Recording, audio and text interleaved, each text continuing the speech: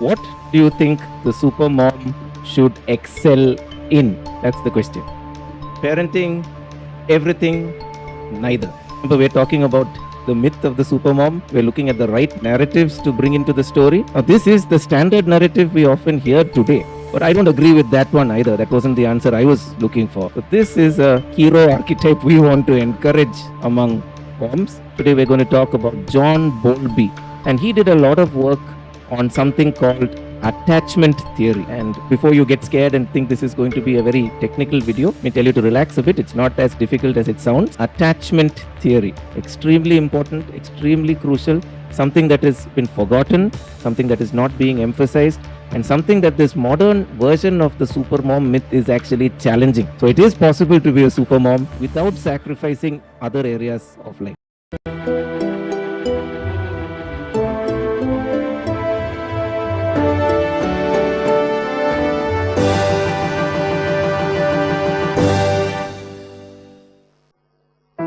Hi, welcome to Soch with hSA, where philosophy, practical theology, pedagogy, and psychiatry meet.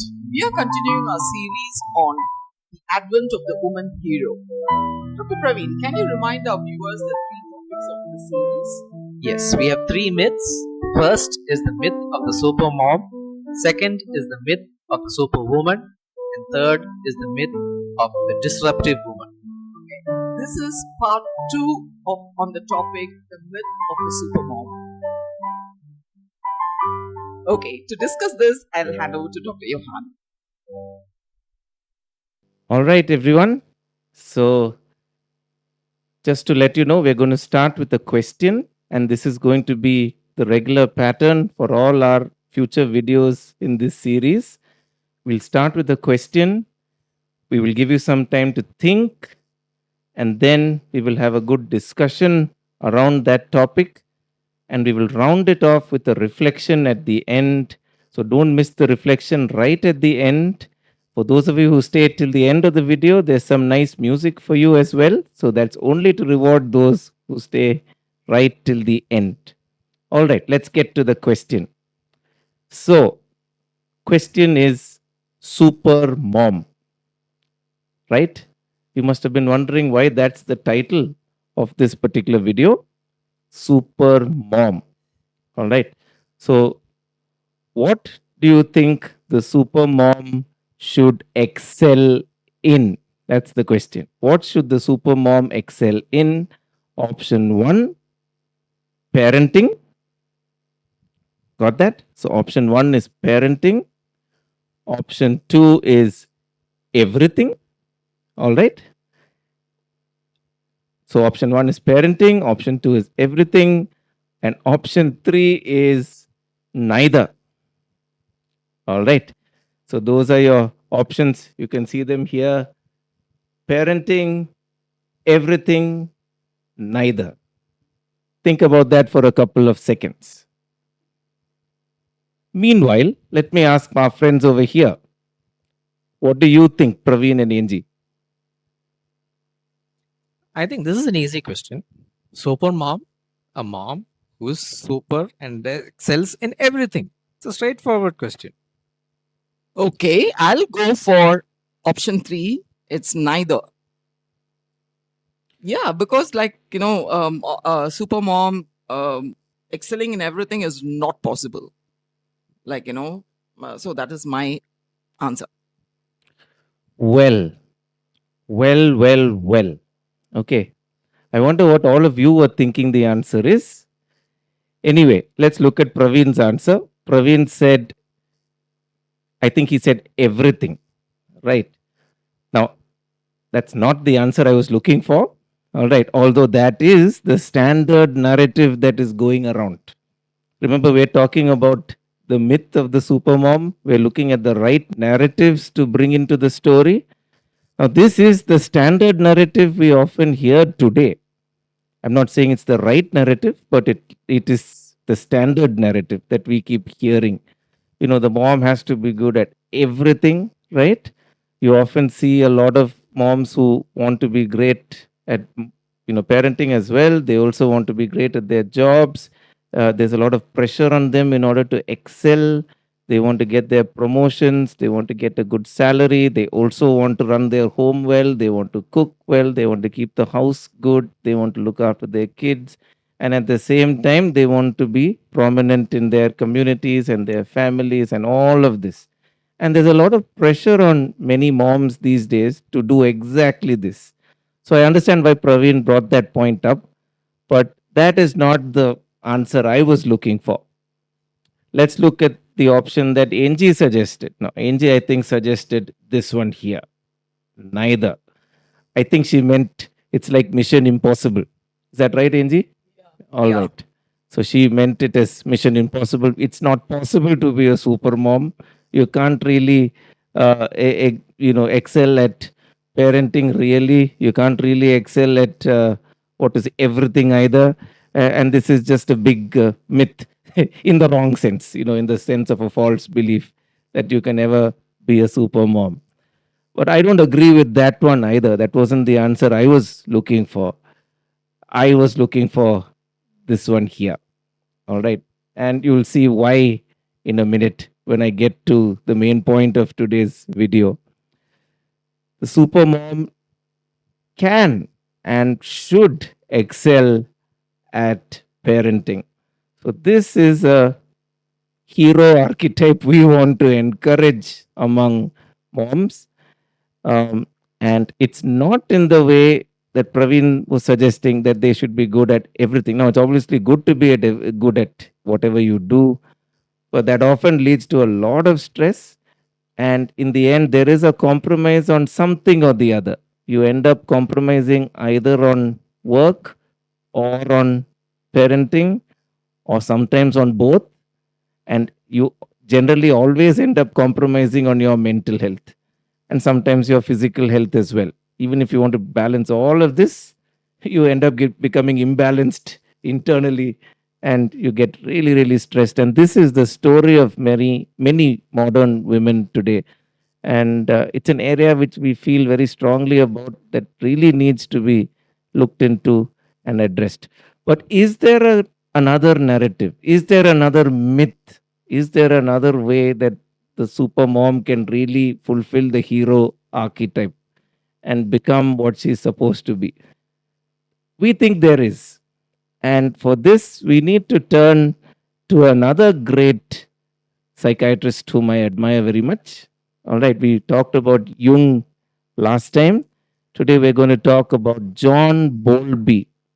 So, John Bowlby was a British psychiatrist, also trained in the psychoanalytic tradition after Freud and others, but he was in Britain and he did a lot of work on something called attachment theory. And before you get scared and think this is going to be a very technical video, let me tell you to relax a bit. It's not as difficult as it sounds. All right. Attachment theory, which is basically focusing on a study of how, how babies get attached or bond with their mothers, caregivers in general, but particularly mothers, and that also in the early stages of life, particularly. All right.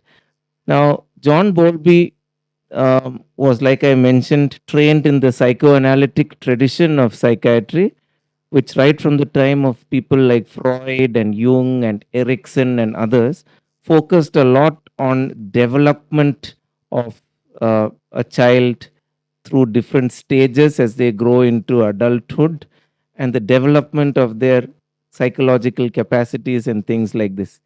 And one of the areas which was very much emphasized was the early infancy period, where there was a strong interaction between, the infant and his or her mother. And Erikson actually put this as, an issue of trust versus mistrust, that the child has to actually learn to depend on his or her mother for everything. Freud called this phase the oral phase. Why?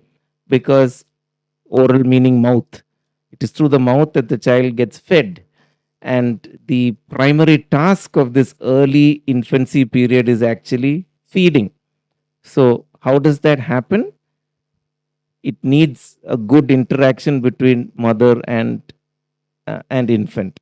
How does that happen? Only if there's time spent between mother and infant. So this is nothing new in psychoanalytic theory. It was there all the way from Freud and Erikson.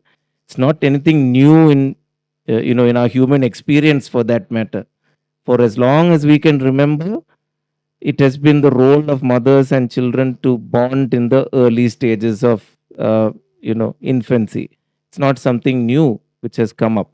So, but Bowlby's real contribution was not to bring out this thing in a new way, but rather to study this in a more empirical manner and actually ask these questions. Does it really matter?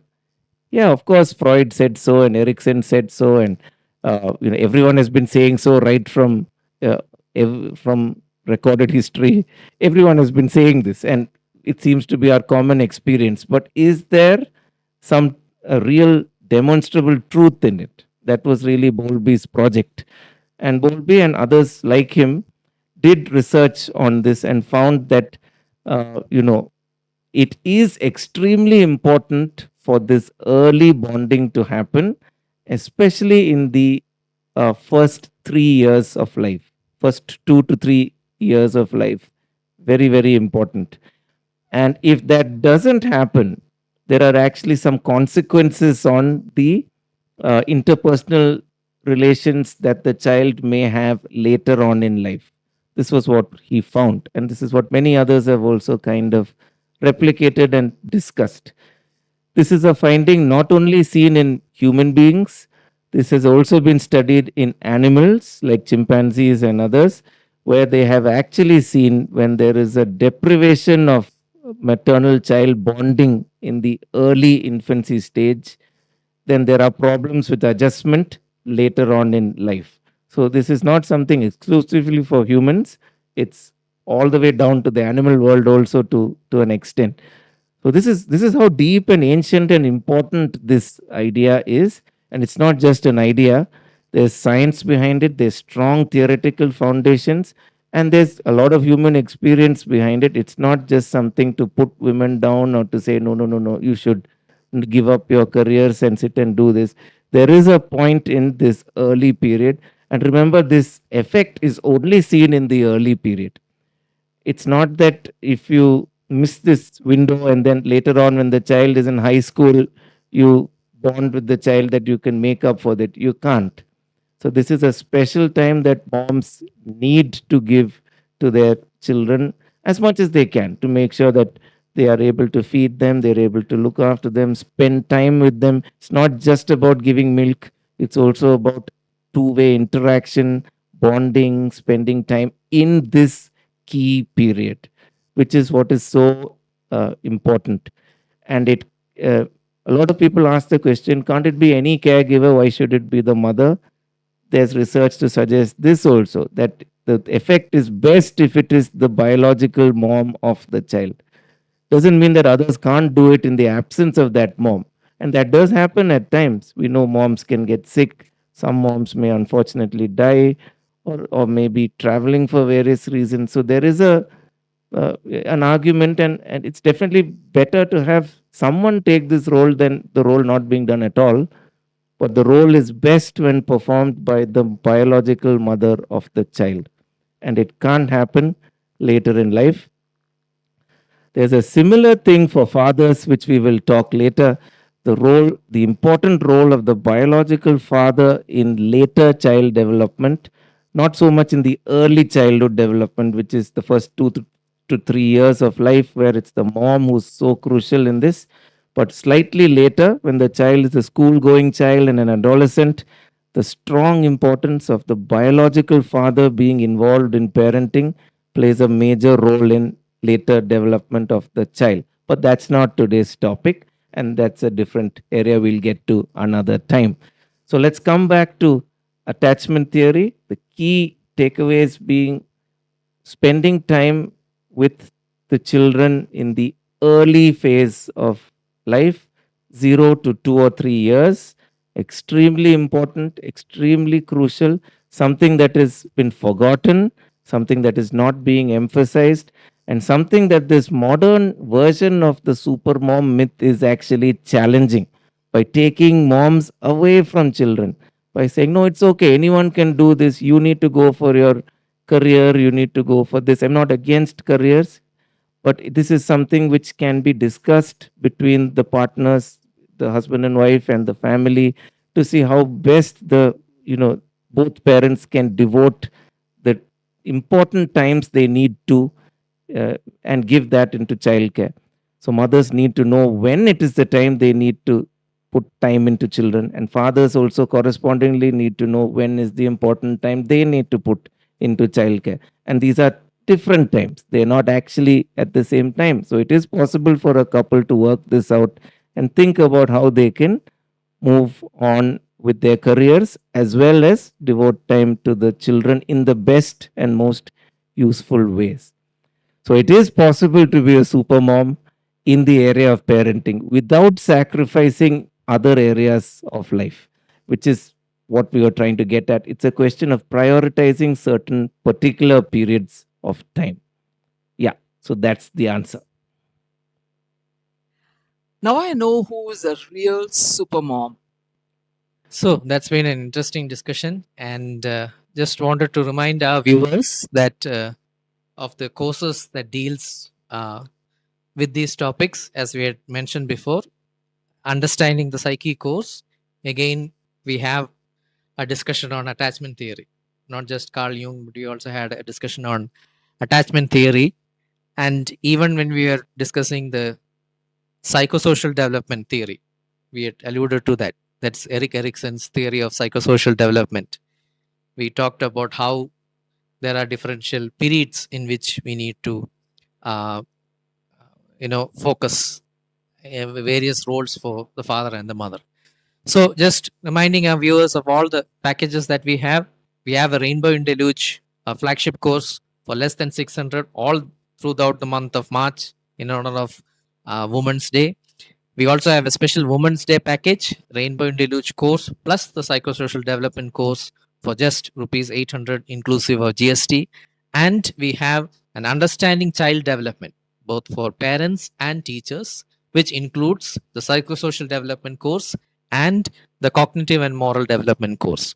Both of these courses, wonderful courses, just for rupees 1000 inclusive of GST. So just wanted to remind our viewers that We're going to spend some time now reflecting on what we learned. We want you to especially think about attachment theory and what you learned about that, and how you can be a super mom in today's world. Just think about that while we play some music for you.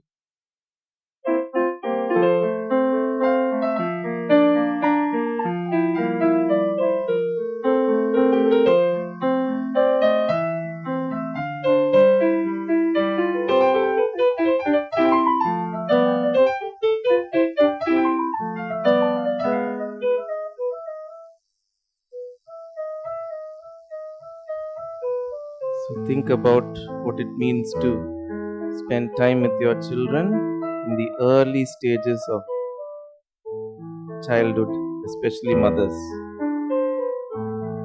The critical importance of spending those early 2 to 3 years with children. It is possible for you to be a super mom, but you need to remember how to balance this out and not only focus on other things, but also to be able to focus on child rearing and focusing on spending time with the child during those crucial years.